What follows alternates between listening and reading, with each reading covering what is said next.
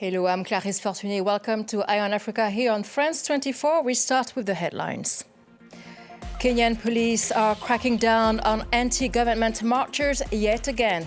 This time during Saba Saba Day, a day to honor the fight for multi-party democracy. At least 11 people were killed. Tensions also in eastern DR Congo. Deadly clashes between rival militias linked to the Hema and Lendu ethnic groups have become common in Ituri province. Massacres are now routine. And some sports. The Women's Africa Cup of Nations is back. But behind the goals and glory, issues remain. Are African women footballers finally getting the support they deserve? Our guest has been following the tournament.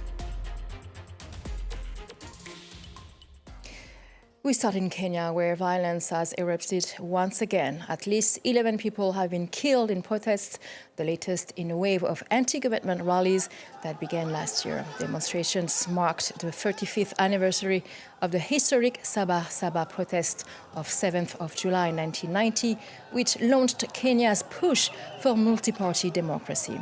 Police tried to preempt the protest by sealing off central Nairobi. Olivia Bizot has the details.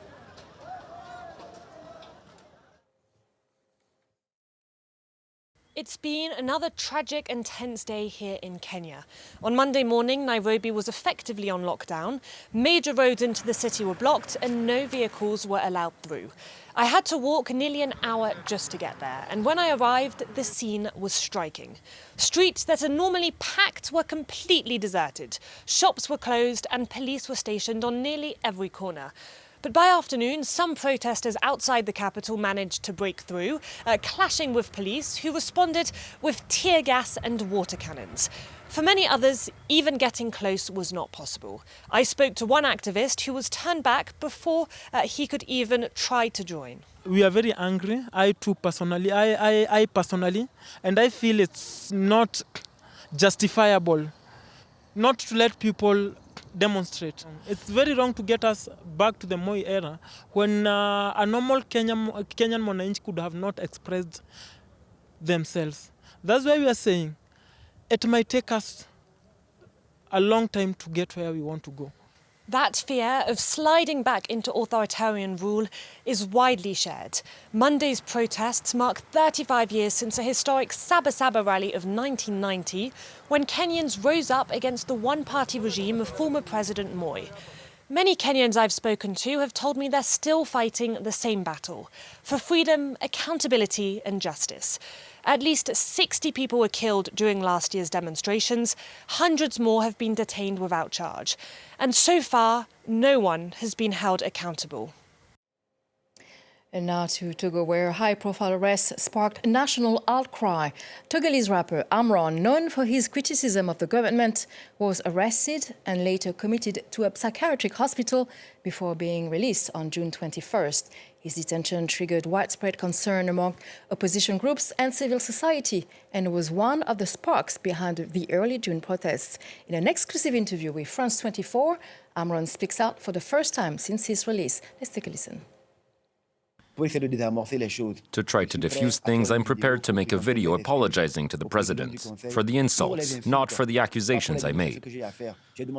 I've asked to make the video, but before that, I asked to be released, to be allowed to go home, to try to take steps to calm things down, to prevent any violence.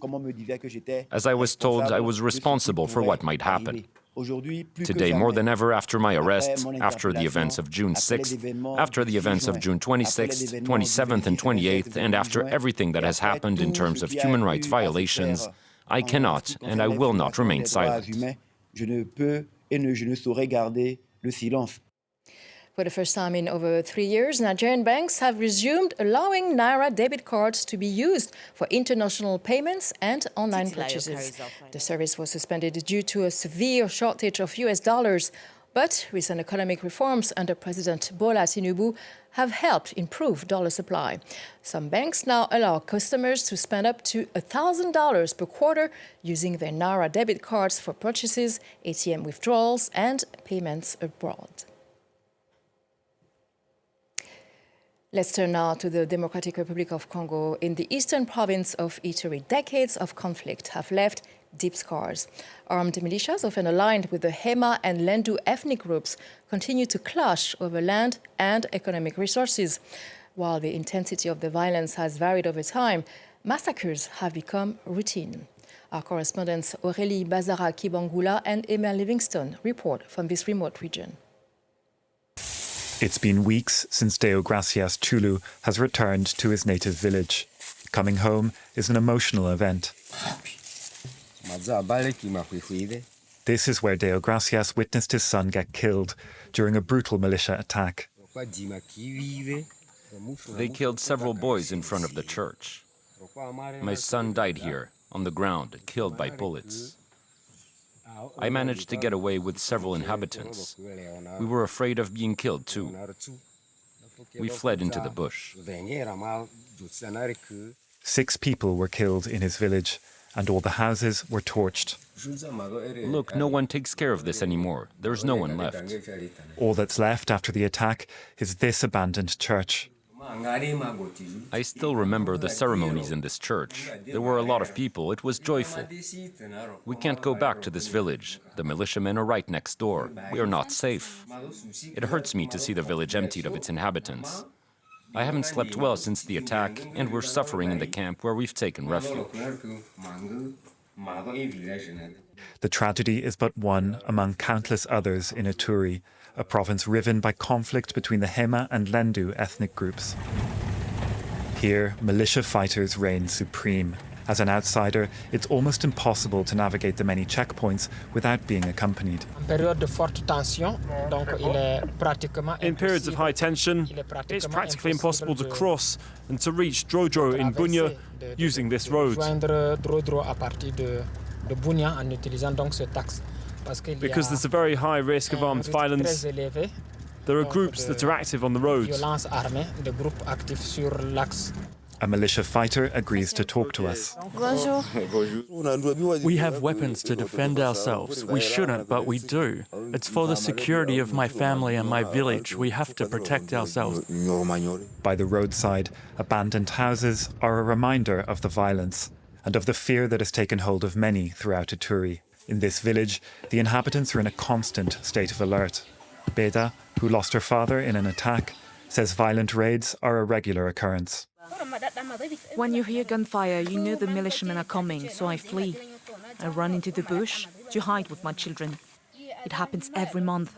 We cannot stay. They kill people with machetes. I'm afraid. We all pray that one day, security and peace. Peace seems a long way off in Ituri. Even though several armed groups signed a truce in early July, many inhabitants are wary. They say that similar agreements have been signed before, but none have ever ended the cycle of violence.